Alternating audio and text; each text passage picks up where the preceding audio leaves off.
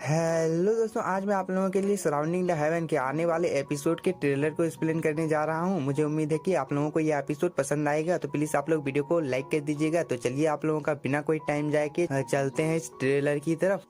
इस एपिसोड की शुरुआत में हम लोगों को किन को दिखाया जाता है, जो कि इरफान के बहुत ही ज्यादा नजदीक आ गई होती है, लेकिन इरफान उससे दूर जा रहा होता है। लेकिन यह सीन यहीं पर कट हो जाता है। हम लोगों को कुछ देर बाद का सीन दिखाया जाता है, जहाँ पर इरफान के सामने किन, मिस यान और उसके कुछ साथी लोग होते हैं, और इरफान इन लोगों से बचकर यहाँ से भाग रहा होता है, जिसकी वजह से उसने यहाँ पर अपने फर्नेस को भी अपेयर कर लिया होता है, ताकि वह इन लोगों के साथ फाइट कर सके। और हम लोगों को एक लेडी को दिखाया जाता है, जो कि इरफान के ऊपर हमला कर रही होती है, लेकिन इरफान अपने फर्नेस से उसके ऊपर हमला कर देता है। लेकिन ये लेडी इरफान के फर्नेस को बहुत ही आसानी के साथ में रोक लेती है और उसे दूर कर देती है। लेकिन यह सीन भी यहीं पर कट हो जाता है। हम लोगों को फिर से कुछ देर बाद का सीन दिखाया जाता है, जहाँ पर इरफान को बहुत सारे स्पिरिचुअल चेन ने जगह कर रखा हुआ था। तभी हम लोगों को इस रिवर के अंदर का सीन दिखाया जाता है, जिसके कोर में एक बहुत ही ज्यादा रेयर ट्रेजर होता है, जो कि आप लोग देख ही सकते हो, और उसके आसपास में बहुत ही रेयर फिश घूम रही होती है। लेकिन यह सीन यहीं पर कट होता है। हम लोगों को रिवर के बाहर का सीन दिखाया जाता है, जहाँ पर इस लेडी ने इरफान को अपनी कैद में कर रखा था, और उसने अपने एक बहुत ही ज्यादा पावरफुल ट्रेजर को भी यहाँ पर एक्टिवेट कर दिया था,